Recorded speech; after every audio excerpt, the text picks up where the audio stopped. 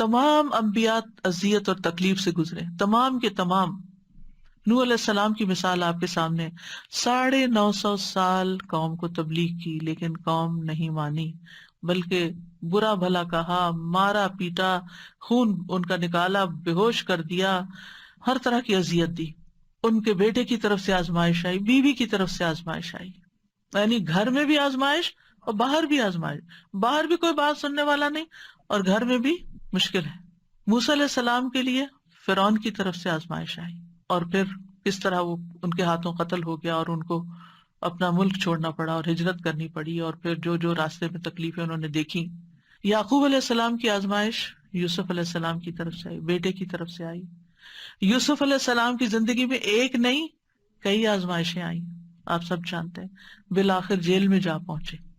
یعنی وہ تمام چیزیں جن سے انسان بچنا چاہتا ہے وہ سب ان کی زندگی میں ہوتی گئیں، لیکن اللہ سبحانہ وتعالیٰ نے پھر انجام کیسا کیا۔ ایوب علیہ السلام کی آزمائش بیماری کی صورت میں آئی۔ لوط علیہ السلام کی مشکل جس قوم کی طرف بھیجے گئے ان کی طرف سے آئی، پھر بیوی کی طرف سے بھی آئی، گھر والوں کی طرف سے آئی کہ وہ نہیں ایمان لائیں یا اس طرح ساتھ نہیں دیا اپنے شوہر کا جیسے دینا چاہیے تھا۔ اور نبی صلی اللہ علیہ وسلم کے لیے سب سے مشکل ترین دن کون سا تھا؟ طائف والا دن، پھر احد والا دن، پھر حنین والا دن، خندق میں آپ دیکھیے کتنی مشکل ہے، یعنی ساری جنگیں ہی مشکل تھی، کوئی بھی آسان نہیں تھی۔ پھر گھر میں بھی آپ دیکھیں ساری اولاد سوائے حضرت فاطمہ کے فوت ہو گئی، اور پھر آپ پہ تو بچپن سے ہی مشکلات تھی، یتیم پیدا ہوئے، باپ کی شکل نہیں دیکھی، چھوٹی سی عمر معصوم بچے تھے کہ والدہ بھی فوت ہو گئی۔ یعنی کوئی آزمائش کی قسم آپ دیکھیں کہ جسے آپ آزمائش کہیں اور وہ آپ پر نہ آئی ہو۔ آپ جس سے محبت کرتے تھے اپنے چچا جنہوں نے ہر معاملے میں ساتھ دیا، وہ ایمان نہیں لائے، اتنی تکلیف ہوئی ہوگی ان کو، کس دکھ اور کس کرب سے گزرے ہوں گے کہ وہ چچا جو ہر جگہ سپورٹ کر رہے ہیں وہ بات نہیں مان رہے، ایمان نہیں لا رہے۔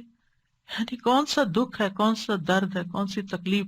اور اس عام الحزن میں حضرت خدیجہ کی وفات ہو جاتی ہے جب آپ کو سب سے زیادہ سپورٹ کی ضرورت ہے۔ طائف کی طرف جاتے ہیں تو وہاں آپ دیکھیں کیسا سلوک کیا جاتا ہے، یعنی کوئی ایک تکلیف ہے لیکن آپ اس کے ساتھ ساتھ اللہ تعالیٰ کے محبوب ترین مقرب ترین بندے ہیں۔ پھر آپ کی ازواج پر بھی مشکلات آئیں، حضرت عائشہ پر جو مشکل آئی، جس طرح ان پر الزام لگایا گیا اور کس طرح انہوں نے صبر کیا، اور پھر کس طرح بالکل جب حالات تنگ ہو گئے آخری وقت میں، نہ والدہ کوئی حمایت کر رہی تھی اور نہ ہی والد کی طرف سے کوئی پیار کے کلمات ملے اور نہ ہی نبی صلی اللہ علیہ وسلم کی طرف سے کوئی بہت حوصلہ افزائی ملی، یوں لگتا تھا جیسے تکلیف کی شدت میں حواس کھو بیٹھی ہیں۔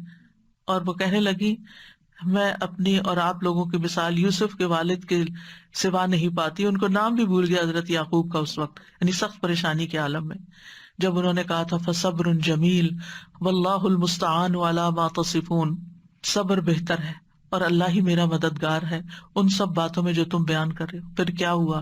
پھر اللہ نے آسمان سے وحی اتاری جو قیامت تک پڑھی جاتی رہے گی۔ وہ تکلیف کی حالت تو ختم ہو گئی، وہ آزمائش تو چلی گئی، لیکن جو نعمت ملی وہ ہمیشہ کے لیے اس قدر عزت افزائی۔ اور پھر آپ دیکھیے کہ پچھلی امتوں پر بھی بڑی آزمائشیں آئیں۔ اللہ تعالیٰ فرماتے ام حسبتم ان تدخلوا الجنۃ ولما یأتکم مثل الذین خلوا من قبلکم مستهم البأساء والضراء وزلزلوا حتى يقول الرسول والذین آمنوا معه متى نصر اللہ الا ان نصر اللہ قریب۔ کیا تم نے سمجھ رکھا ہے تم یوں ہی جنت میں چلے جاؤ گے؟ یعنی ہم میں سے ہر شخص جنت کا سوال کرتا ہے، جنت مانگتا ہے، جبکہ ابھی تمہیں اس جیسی تکلیف تو پیش ہی نہیں آئی جو تم سے پہلے لوگوں پر گزری۔ یعنی اگر دیکھا جائے تو ہم نے اپنے ایمان اور دین میں ایسی کوئی مشکل نہیں دیکھی۔ ٹھیک ہے مشکلات چھوٹی بڑی آتی رہی ہیں، لیکن یہ تکلیف ہے جو پہلے لوگوں پر ان کو سختیاں اور تکلیفیں پہنچی اور وہ ہلا مارے گئے، یہاں تک کہ رسول اور وہ لوگ جو ان کے ساتھ ایمان لائے تھے پکار اٹھے کب آئے گی اللہ کی مدد؟ سنو بے شک اللہ کی مدد قریب ہے۔ یعنی اللہ تعالیٰ آزماتا ضرور ہے لیکن مدد بھی اسی کی طرف سے آتی ہے۔